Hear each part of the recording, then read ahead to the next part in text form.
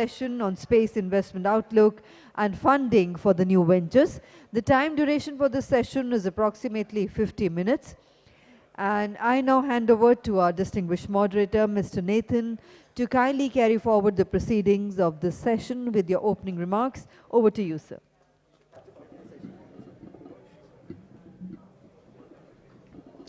All right. Good morning. I'm glad to be back here. I would just kindly ask you to take a seat so we get started. We only have 50 minutes, so I will not make a long introduction. We have actually the pleasure of having Mr. Joshy, sorry, I'm just looking here right now, Joseph Joshy, that's the right name, CTO at International Financial Services Center Authority with us today. He will do a short 5 minutes presentation to kind of set the stage. Then we'll directly, shortly introduce you to the panelists. They can introduce themselves, and we'll go into Q&A. I've prepared a number of questions, but feel free. I will open up the floor as well for audience questions. So keep those questions in mind, and we'll turn to you so you can ask your questions as well. So let's get started. Joseph, if you can come forward.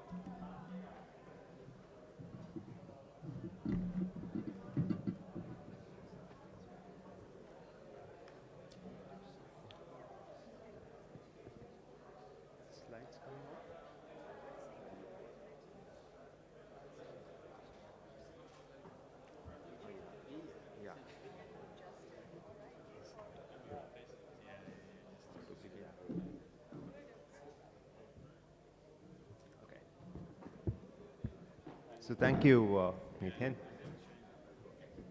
And very good morning to all of you, distinguished panelists on the dais, delegates, friends, good morning. You might be seeing this slide and wondering, are you sitting on the wrong room? We're talking about space, and suddenly somebody's talking here about Fintech.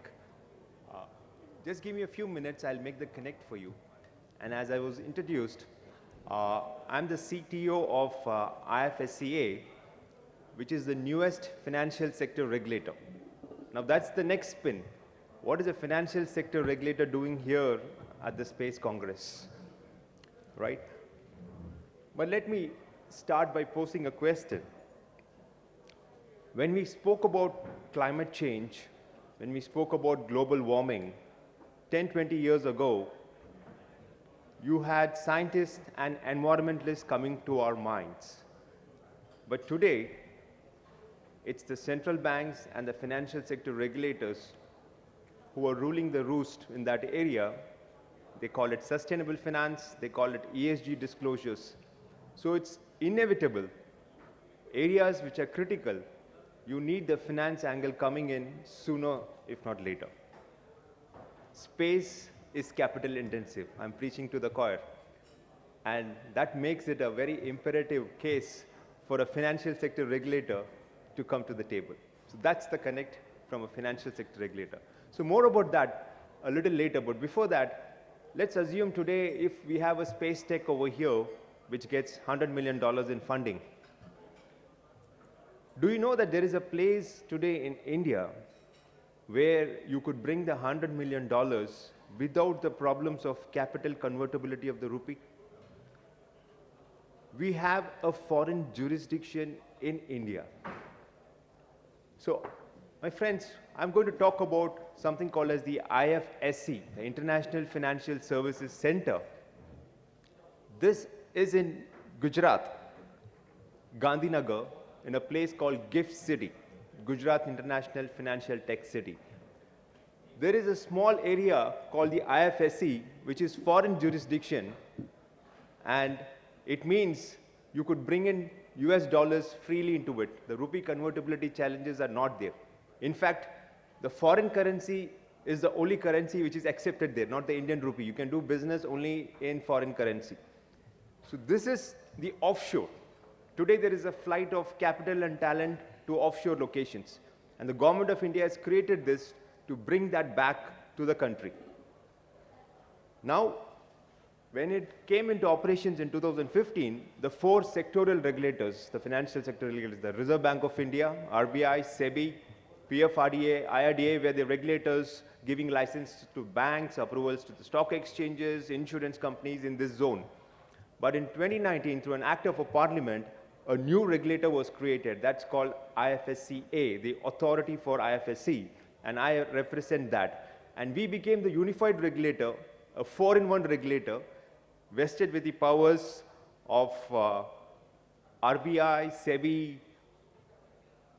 IRDA, PFRDA, all 4-in-1 for that zone.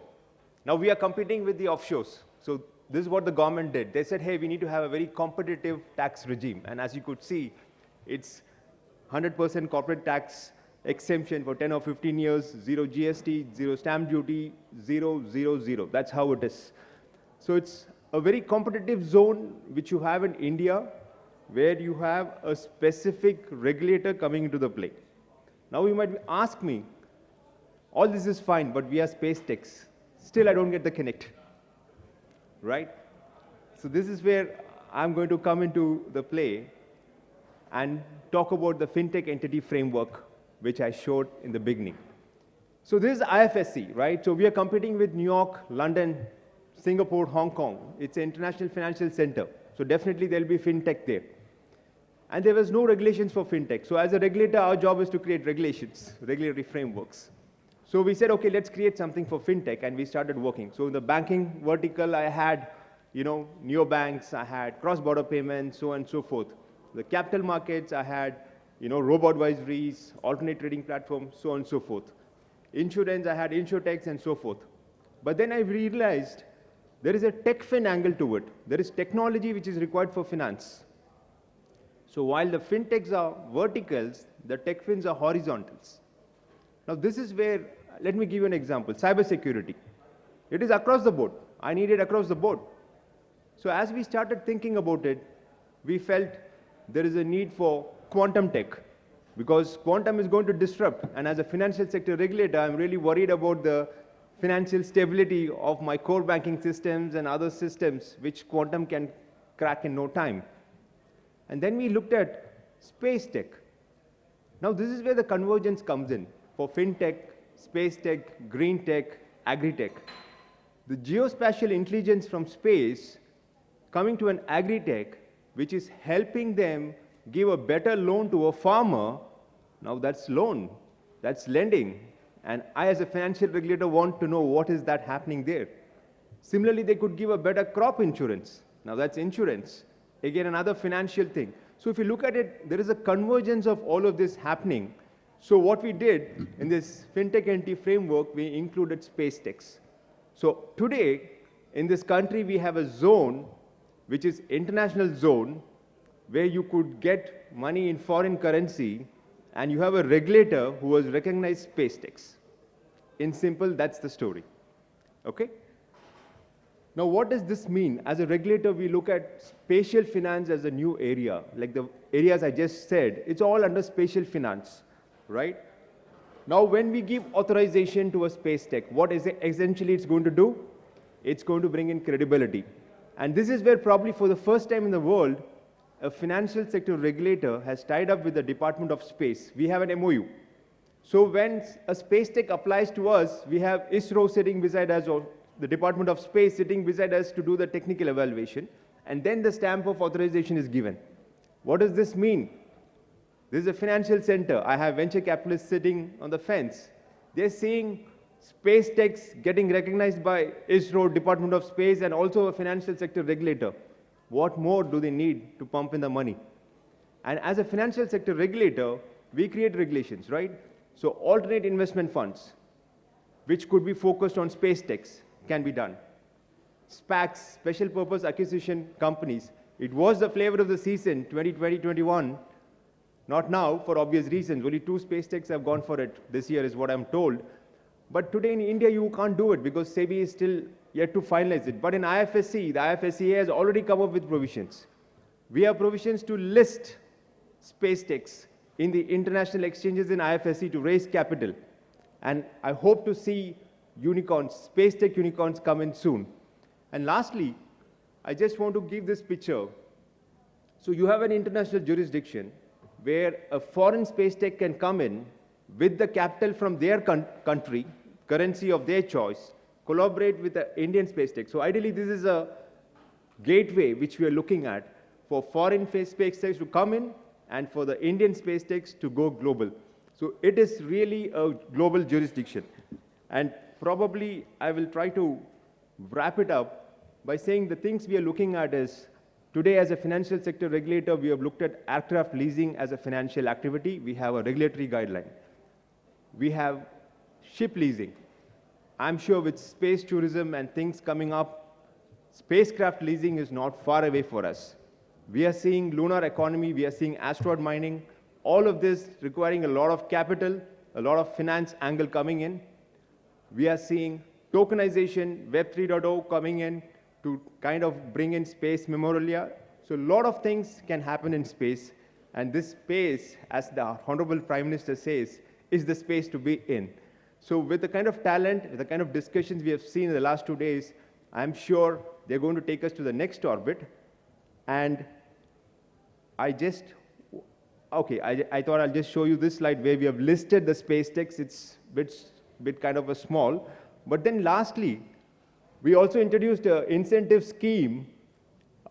And this is the first time a financial sector regulator in India is bringing in a scheme. And there are grants up to 75 lakhs, not huge, but at least small change for the bootstrapped space techs who could apply and be there. And of course, with this, the last slide, the most important slide, you could scan and write to us.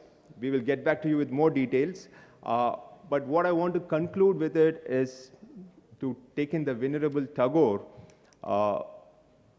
into that country of heaven, of spacedom. Let my country awake. And I'm sure our young talent are going to do just that. Thank you so much. Jai Hind.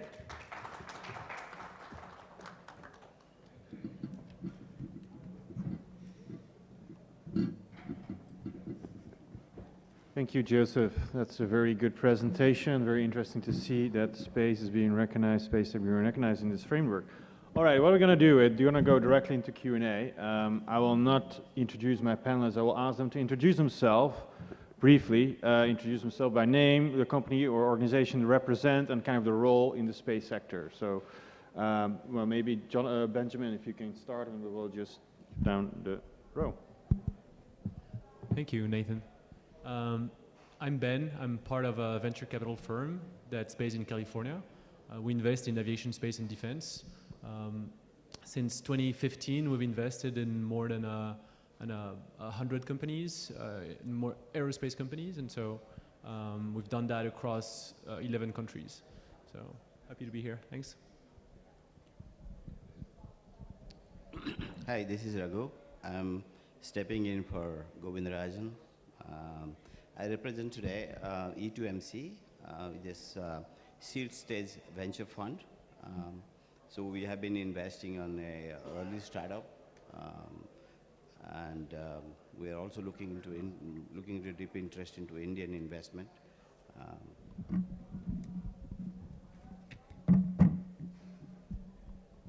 Probably I'm already well introduced. Joseph Joshy again. Nice to be here. Thank you. Hi, I'm Justin Bharucha. I'm the managing partner at Bharucha and Partners. We're a law firm. I really do a lot of M&A and financing kind of work, which is why I think I was invited to this panel.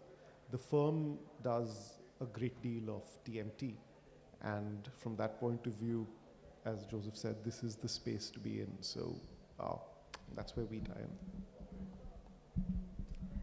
Thanks, Justice. I'm Jacob. I'm the Chief Operating Officer for Mac33.Aero.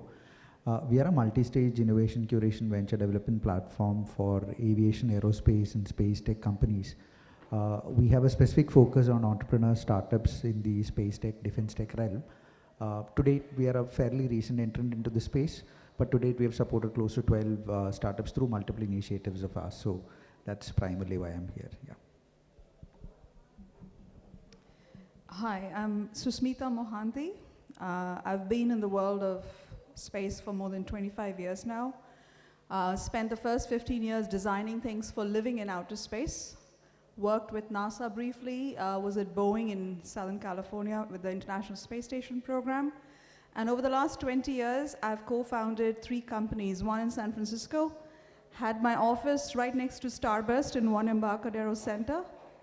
And the interesting thing, Nathan, is many of us here know each other. Raghu is an old friend. Jacob and I, we had a meeting in Bangalore. We are planning to launch our first report at their premises.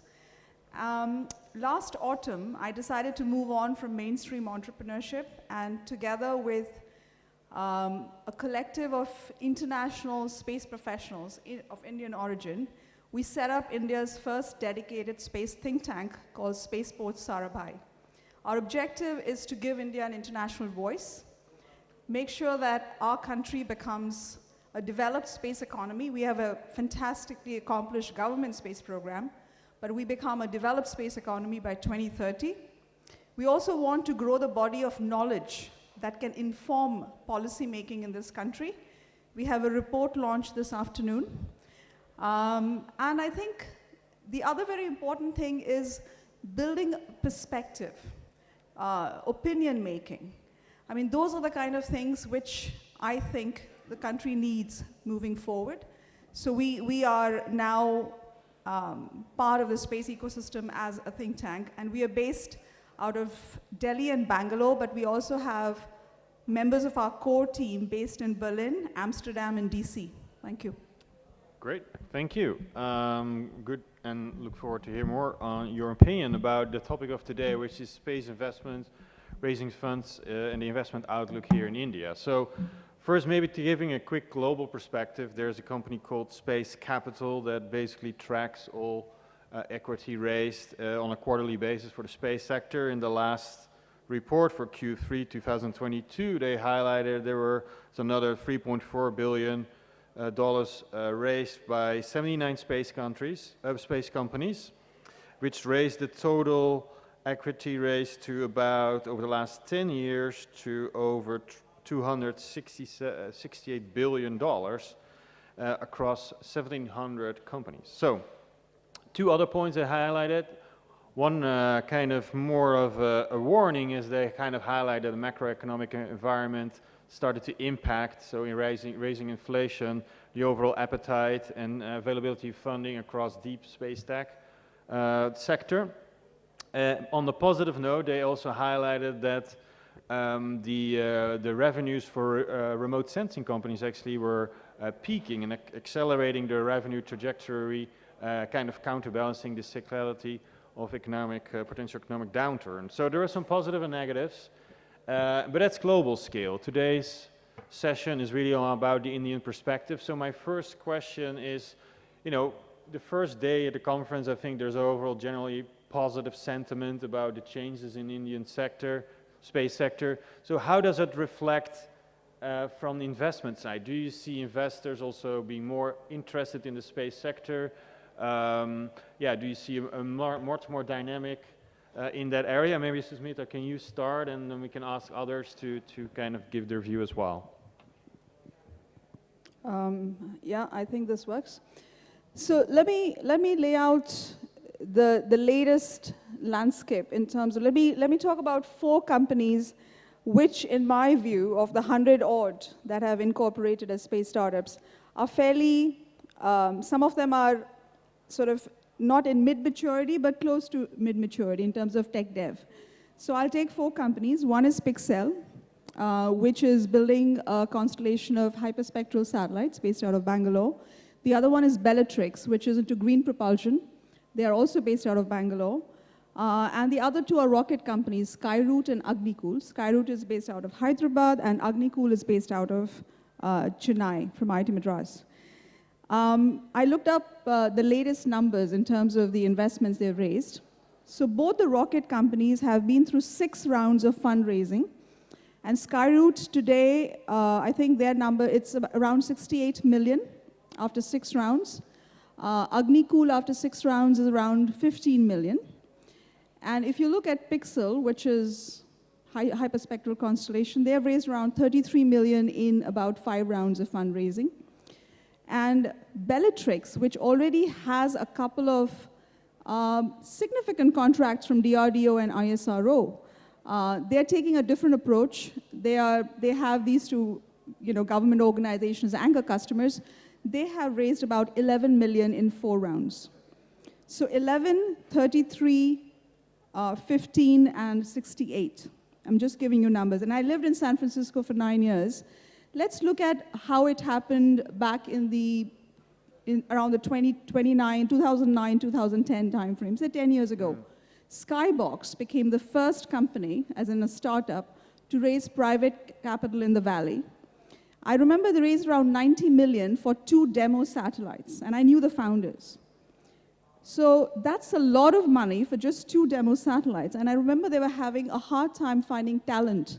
So they walked across the road to Loral and outsourced the first 2 satellites to Loral. By contrast, India has no dearth of talent. I think I'm just trying to contrast the 2 geographies.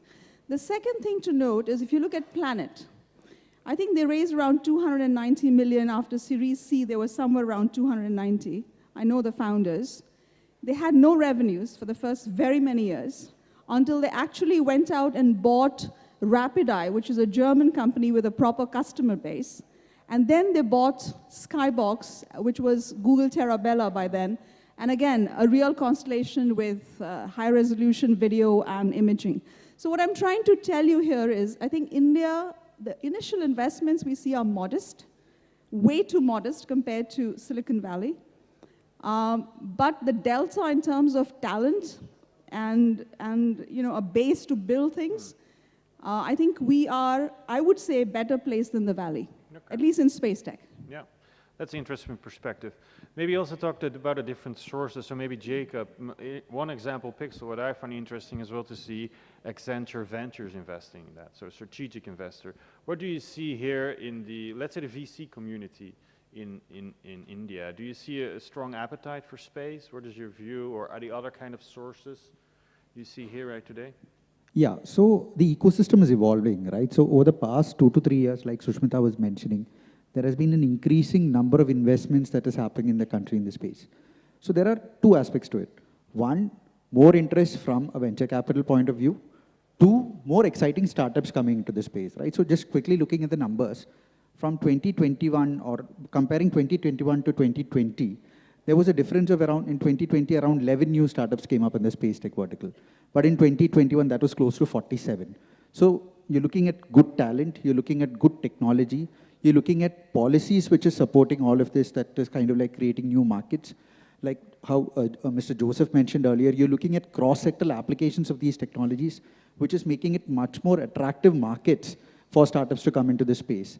And at the same time, it is also creating scenarios where venture capitalists, investors, state funds, grant-based funds can look at these startups as viable alternatives to typical B2B, B2C startups that you see in the space, right? So that is the kind of inflection point we are at.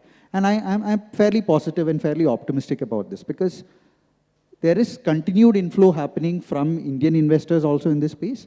And with new policies, foreign institutions are also coming into the country to see how can they invest in this space, how can they support startups in this space. So it's a fairly positive outlook, at least in my perspective. Okay. Yeah, maybe, yeah, again, people feel free to comment to each other. So here, Ben, go ahead.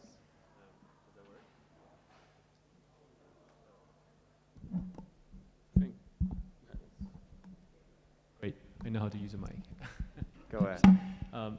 You said the beginning of the new space industry was modest in India. It's interesting because I'm from France originally, and so I think you said the 4 front runners raised something around 70 million total, a little more. 100, I would say, if you add up all 4. Yeah, so about 100. In France, we have about the same defense spending, about the same budget for a space agency. And we haven't seen that level of investment since 2015. And actually, we're probably there now, but it took many more years, and it also took, it took many more years to arrive at that status. So I think things are going very fast. That's one thing I've noticed. And the second is that between those two countries, there is, in India, there is way more growth, and investors are looking at, might be interested or might be more interested in taking that type of risk, and be really pioneers of the space industry, where in the country I'm from, at least in Europe, you're comparing to Silicon Valley, but in Europe, there's less appetite for that type of risk. So I think these are factors that could be very interesting for your space industry. Just a quick note on Europe, because I co-founded a company in Vienna in 2005. It's now 17 years old. The disadvantage that European space startups have is that, I say we because I have a company in Vienna, we rely too heavily on government grants. So it is not very difficult for us to apply to an H 2020 grant of 3 to 4 million, and as a consortium win it. So that kind of brings in a certain level of inertia as well for companies to go out and look for private money, when a lot of, H 2020 puts out 70 to 80 billion euros every couple of years. That's a big pot, right? So I think that's the disadvantage European entrepreneurs have, because they get too addicted to government grants of large quantums. Yeah. Maybe anyone wants to comment on that. Is that something you agree with, or is it something that you actually find missing here? Because again, there can be two sides to it. Obviously, that could hold you back, but if there's none of those funds available here, those grants, is it something that you feel it's missing, or anyone going to comment on it in here? Yeah, or anyone else wants to? Oh, absolutely. Yeah. I moved back to India in 2008, and I've made several trips to Delhi to meet ministers and bureaucrats over the last 12 years, trying to give them a sense of how things work in the United States, which I think is the best environment for doing space business. So I think one of the things I've been pushing for, it hasn't happened yet, but I saw your last slide with the 1.5 mil, 3 mil grants. So one of the things NASA does, and does it well, I don't say we have to exactly replicate it, we could even do better if you ask me. Every year, the SBIR and STTR, Small Business Innovation Research Grants, and STTR Technology Transfer Grants, you can, as a small company, get up to $150,000 to prove your technology, and about $500,000 or $750,000 to go out and commercialize your technology. Now, the drawback of SBIR, STTR is often the same companies keep getting the grants. That's something we can overcome because we're aware of, we've seen how it works. But we, if ISRO has a budget of, say, 1.7 bill, we can easily put out 5 million, small change if you ask me, for our companies as, go prove tech feasibility, we'll give you the money to play. No. We don't. 75 lakhs is a good start. I really congratulate you, but we need a lot more of that. Yeah, but just if I can sort of pick up on that, right? I think it's not only for space. I think the US today for research across sectors, that is the model they follow, and that's really the sort of the issue we have as a jurisdiction in this sector and frankly across everything that we're looking at. And I think that is one of the challenges that we need to address. I think the way it pans out, right, when you're looking at sort of new companies or startups in the space sector is clearly massive amounts of talent, lots of scope. In terms of larger policy perspectives, I think government has been very, very clear that this is something that they're looking at and they want done. But the consequence is that when you look at where we are, and we have had sort of interest in the private sector in space for more than a decade now, but we still have not grown that economy or those companies beyond, let's say, early stage venture funding, right? Growth funds, large big ticket investments, like Susmit said, just not there. Those investors don't have the appetite. We talk to a number of them, they're interested, but between details of policy, the actual end use, how's that going to be monetized, I think those are still questions to be answered. Like Joseph, for example, was talking about tokenization, right? And how that is gaining traction in this sector, even in India. But when you then take a step back and look at Indian law generally and tokenization, are tokens assets, are they securities, are they even legal? These are questions which need to be addressed. So across the board, I think as far as sort of bringing it back to where you start from, Nathan, in terms of the way the investment climate is, I think it's brilliant. There's a lot of appetite and more. It's still at the venture stage. And companies aren't even looking at debt at this juncture because a lot of our financial institutions don't understand the sector, so the risk appetite isn't there. So it is, I mean, satellites, things of that sort are infrastructure. You should be able to get sort of debt funding, but more difficult, right, than you would otherwise think on paper. So I think that's really where I see the Yeah, and maybe Joseph, just to continue on, how do you see kind of the appetite for space tech versus fintech in your experience so far in India? Right. So, see, the way we see it and the way people talk to us, the VCs, because as a regulator, this is a zone where money can come in. The FDI does not apply for the zone I was talking about, the foreign jurisdiction. If money moves from IFSC to India, then, you know, and back, then the FDI, ODI matters. But coming from a Singapore or US into this zone, there is no FDI. So yeah, while the FDI policy will come for space, that's what makes it very attractive for the VCs. But the exuberance has come down from 2021, 22. We could clearly see that. And the appetite is not there for very capital intensive investments. They want to see a clear plan, like target growth markets, what could be the contracts they're getting into, what is the revenue model which is going to come in, because at the end of the day, they're looking for a return. And they're talking to us to craft new kind of models, like alternate investment funds focused on space techs. The tokenization part, I agree, the Indian laws, the SECRA, the Securities Regulation Act need to be modified. But within the IFSC, we as a regulator are allowing tokenization. In fact, there is an authorization we are going to give for bond tokenization. So we believe this fractionalization ownership through this tokenization can really spur in more investments. And if you really look at it, some of these VCs want to see application-based, right? For example, ESG is a big theme. Greenwashing is a big theme, right? Can space techs look at CO2 emissions? Give me the bang for the buck.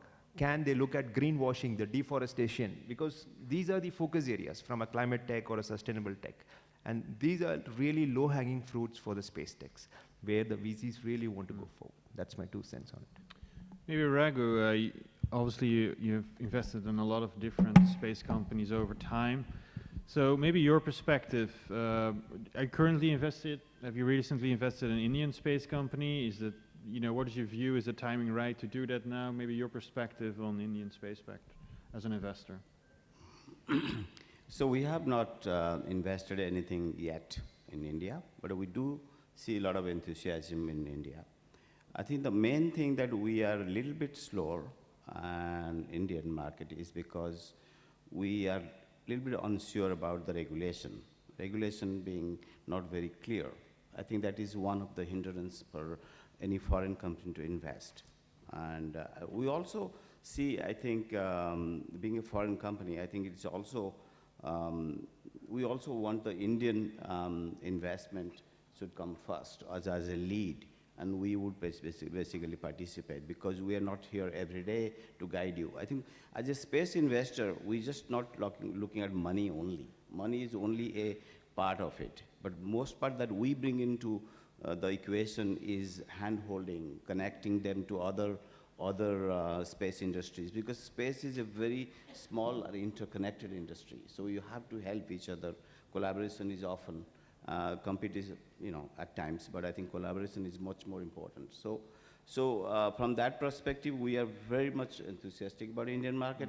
I think we are about to make one investment in India, maybe in this month. We think we're there. So I see. Yeah, a little bit of applauding. I think that's a positive. Benjamin, are you following? Yeah. Yeah, actually, as a matter of fact, we've already have 2 investments in India through our accelerators, so prior to launching our fund. I think I totally agree here. We talk about growth capital and late stage capital. I mean, that is a problem that's endemic to the space and even to the aerospace industry. It has nothing to do with startups. And that's a problem for every company that has been working in this industry for the last 20 years. And to that, I think one of your preparation questions for the panel was, what can the new space and startup in India or startup can learn from other sectors. Yep. I mean, they should start by learning from, or at least I hope that they come having learned from the actual space sector and what has been happening in the last 20, 30 years in that business, because otherwise there's less chances that they can access to that pool of growth capital that is very scarce, and that will probably continue to stay very scarce until some applications that, have 90% nothing to do with space when we talk about fintech, when we talk about green tech, but that are using for some, space communications or space data, have, proved that they can be, they can be really growth businesses with metrics that are more similar to, traditional startup. And are there like some specific areas that you see here in India that are a specific interest for you, or in terms of when you're looking at investment opportunities? Is there something, from what you've seen so far that could be a good focus? Or I mean, the space sector is small in general, so we're going to look at any vertical, anything that's connected to the sector. That's what we're interested about. It really depends on which company are going to come to us with which, pretty model, open-minded yeah, in that sense, yeah. Maybe the other topic that's on the list, obviously, we see a changing economic environment, rising interest rates. Many of the commentaries, and you also kind of already alluded to it, Ben, that overall there's not a lot of capital available for the space sector. So, if it's a very capital intensive, especially in the infrastructure side, might be more difficult to raise money. So how is it here in India? Is this kind of economic climate changing as well? Do you see the same kind of challenges, and how do you think that will impact, future? Yeah, go ahead. So I think, yes, if as a startup entrepreneur, or even some of the legacy companies are now looking at, doing things in space in a bigger way, capital intensive things can be difficult, especially if you're starting out. But if you look at downstream application companies, I can give you a couple of examples. We have Numerate out of Bombay. That I know the founder, Devleena. So they're not even looking for outside capital really, because they've already broken even in the second year. They're doing a very good, their focus is the seafood industry at large, in India, in Asia, and beyond. So, however, now if you're looking at capital intensive stuff, so building satellites, for example, even if they're small satellites, you need the clean room, you need the environmental testing facilities. I think the recent reforms that the government announced in Delhi, to me, the best thing that's happened since the announcement is access to ISRO's environmental testing facilities. However, I think the government hasn't stepped up yet in terms of finalizing policy, introducing a legislative bill. You need a space bill in Parliament. So we need a policy framework to go along with the announcement, right? So in my view, the highlight for now is access to facilities, which is often difficult and expensive for especially capital-intensive stuff. But we have a long way to go in terms of providing state funding. I mean, if you look at Elon Musk, everybody's heard of Musk. He got around $4.9 billion US in government grants between his three companies, SolarCity, Tesla, and SpaceX. That's a lot of money. Yeah. So, yeah, I think we've done a bit, but we have a long way to go in terms of capital. Good. Yeah, I'll just add to what Sushmita mentioned. So shared infrastructure, so InSpace is represented here. InSpace is taking good initiatives there. Another thing is there is a lot of state focus also. For example, Maharashtra as a state has got a focused fund called Maharashtra Aerospace and Defense Fund, which is today roughly around a 300 crore alternate investment fund that is being managed by one of the large financial institutions. So there is some impetus happening from both the central as the state governments. But like Sushmita mentioned, capital-intensive venture financing is still a challenge. And that, I believe, can only be overcome with shared infrastructure being possible, right? With startups, enterprises coming forward and saying that, okay, I'm building XYZ, why don't we kind of like do this jointly together so that we can bring down the cost that is needed? Because the moment that happens, that kind of like accelerates the entire approach towards product innovation. So they'll be able to focus on their core product, keeping a shared services model for the infrastructure that is available, and tapping into the existing infrastructure that has already been built by ISRO as well as other central labs, right? That I think is the approach that these startups should need to consider going forward. We'll give Raghu first, then we'll give it to you. My advice is to basically stay away from capital-intensive infrastructure. Having done two highly intensive capital-intensive thing and learned a lesson. One, a geo constellation, and also most recently a Leo constellation, which we are forced to exit because of the lot of capital requirement. So I think capital requirement is, I think what India should focus, what India is really have is a technology talent. And I think I should look at, or we should look at Israel, for example. Israel is basically very much equivalent to what India is, in a way, technical talent. What they do very niche technology development. It may be telecom, it may be EO, it may be something, which is less technology, but they do establish a very big market presence, I think, so I think India should do, I think my advice will be start looking at applications, technology, software, what basically makes the existing asset increase their value. Yeah, so I think the point on the absence of regulatory clarity or legislative clarity is crucial, because until that really gets sorted out, it's going to be pretty difficult to see how things sort of grow out. From a sectoral point of view, I think, and I mean, this is just experience across sectors over the decades. Once you look at, I mean, here we're calling it applications, but once you look at the place of technology in the larger economy is when you can actually see that scale and when you can see that move. And that's where I think the sustainability actually comes around, right? In terms of the larger economic situation in India today, I think that India is, for various reasons, just extremely well posed to attract capital. I think globally we are outperforming a number of people. We have priced into our economy a number of the issues which other economies are still dealing with, right? Of course, there's geopolitical risk. There's a lot of stuff which is not necessarily in our hands. But I think what India has just generally across the board today is an economy which is actually moving, which is actually growing, and that is brilliant. And specifically for this sector, I think our government today, including some state governments, like you called out, has highlighted this area or this business as something they're very, very clearly looking at. So Maharashtra, for example, I think their impetus on space actually started with the agricultural sector in Maharashtra. So it was really a very holistic backward integration, right? And the more we see of that, and that macroeconomic climate drilling down, is when I think hopefully the next few years we'll see a lot more investment, a lot more.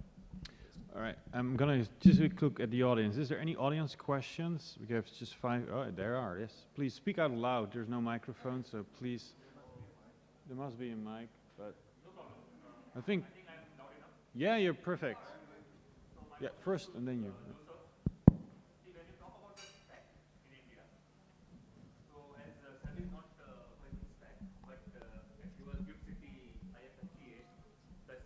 Allowed.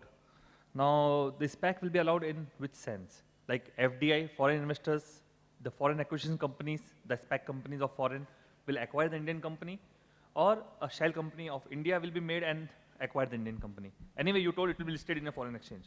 That is the first question. Because anyway, many Virgin Galactic and many other companies, Planet, has gone through SPAC route.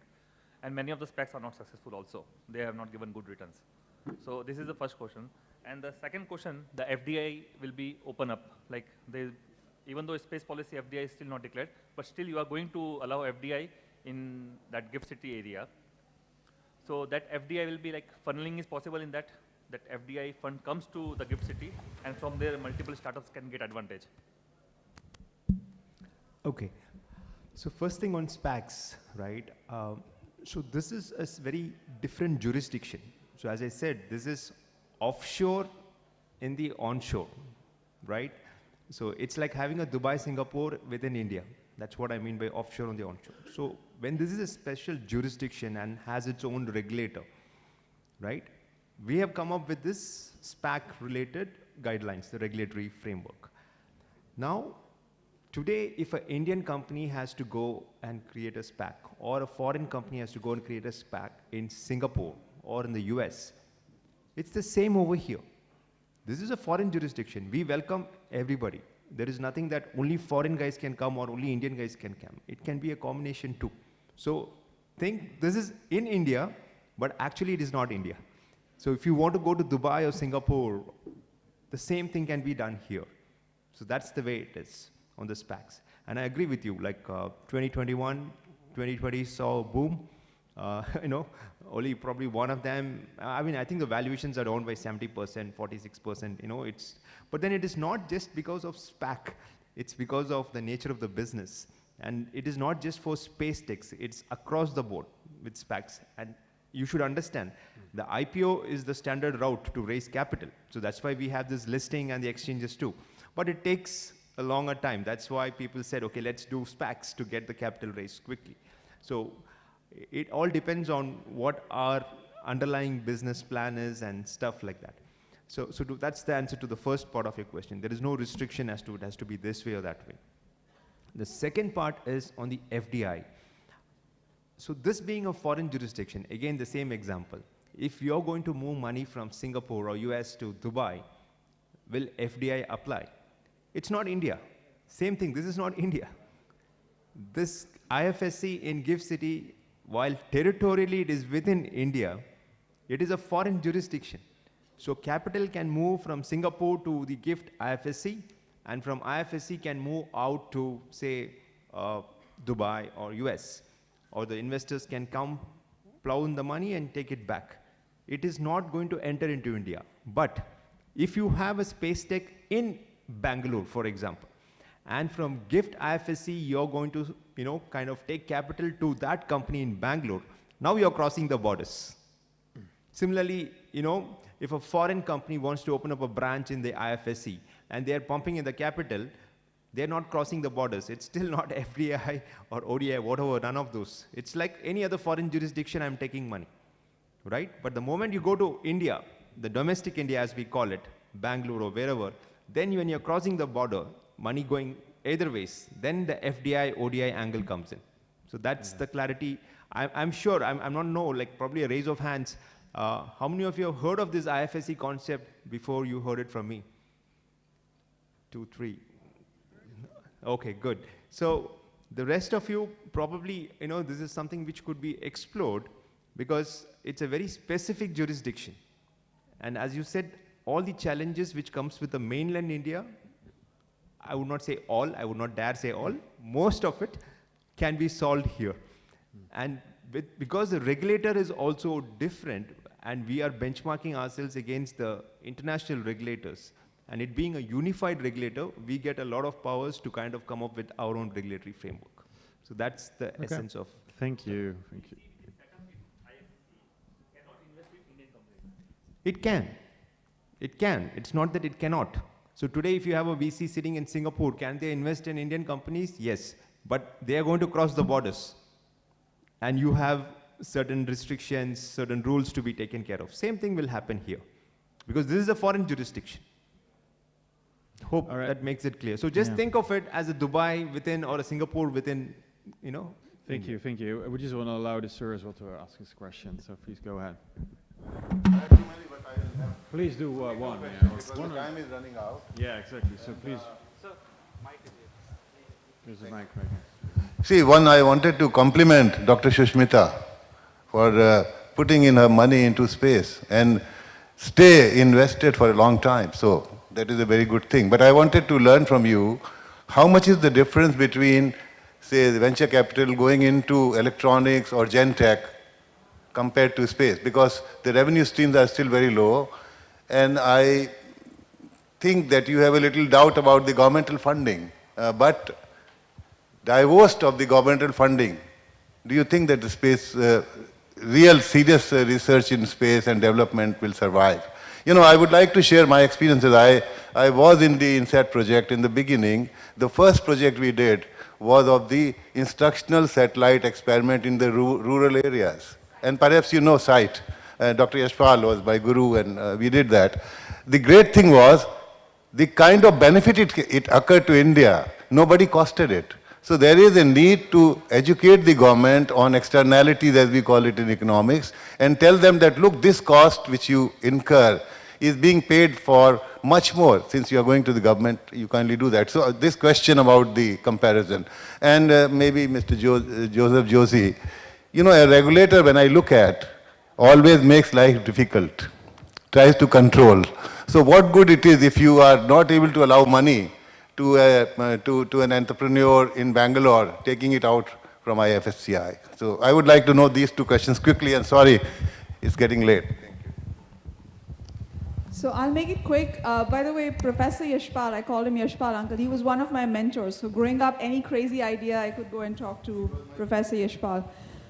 I think I will not comment on the other sectors because I'm not an expert, but I think the space sector, one of the best books I would recommend, Jacob, anyone from InSpace or even you should read up, is by this Italian-American, this is in response to your question, Italian-American economist called Mariana Mazzucato. It's called The Entrepreneurial State. She has done deep research into the high-tech industry in the Valley and in Europe. And the book actually shows you that if the government is not the biggest investor, despite all the announcements on all the goodwill, we will not get anywhere. Because if you look at Google, if you look at Apple, if you look at Tesla, I mean, all of them, their initial core, the germ of the technology was funded by one or the other government grant. It's a fantastic book. And I think the government needs to understand that's one. And the second thing is the economics of open platforms, like open source satellite data from Sentinel constellation as an example. I think that's the thing I've had conversations with the government often, that you have to understand the economics of open source data. And that combined with space, I think space and data can be a great marriage. Well, answering your question, the idea is not to make life difficult. In fact, this entire idea of an IFSC is to, that's okay. You need to understand, as a financial sector regulator, looking at the systemic risks, the financial stability is also important. And when this IFSC was created, there were a lot of doubts about, hey, round tripping, money coming through different sources. So we are very committed to KYC, you know, AML, CFT, all those things, right? As a regulator, we are looking into it. And it is not entirely accurate to say we are not allowing money to go to Bangalore. It can go to Bangalore, no doubt about it. Today, if a VC in Singapore is creating an alternate investment fund in India, right, to invest in Bangalore, similarly, a VC who's creating an alternate investment fund in the GIFT IFSC can also invest in Bangalore, and there are some extra things which they get because they are in the IFSC. Probably that will take a long time to explain, but they do have some extra. Otherwise, why should they come here? They could have as well gone to Bangalore, right? So it is only an enabling ecosystem, and whatever is there in India, it has been made more progressive and enabling. That's how I would rest the case on that. It is not that we are trying to restrict it. In fact, this entire concept of an offshore coming to onshore itself is a revolutionary one, and that's what is to be experienced. Okay, yeah, very last question, then I have to discuss. Suppose as a one Indian company sitting in Ahmedabad, suppose an Indian company or Indian individual want to put money in the IFSC GIFT City and invest, how he will be taxed of his earning in India, or where in which territory he will fall as a tax liability? Looks like I'm the roast of the season today. Anyway, it's like this. Yeah. So if you have an office in the IFSC and your transactions are with IFSC, and as I said, it's zero corporate tax, right? Of the 10 of the 15, 100% tax exemption, right? And all the GST and all those things which I showed, it's all 0, 0, 0. But then transfer pricing, withholding tax, those are not covered. Territorially, you're still within India. So if you have a team in Ahmedabad who's doing the heavy lifting and only a front office here, then we might have to look into those angles. So I'm not a taxation expert, but I do see some of those angles coming in. So we have a quantum tech whom we recently authorized, who's trying to set up a huge quantum lab here because they get a 45% import duty off the bill because it's a customs IFSC area, and they think they can use that to plow back into the R&D. And they have a team in Hyderabad who could remotely log into the systems to work, and they have a small team over here. Now, how do they want to split the revenues? Which team? That is the accounting they need to do. So they will get exemptions for the team who's sitting in the IFSC, not those who are in Hyderabad. But there is different mechanisms and constructs which different companies use. Because at the end of the day, see, today we have foreign banks. Standard Chartered is there.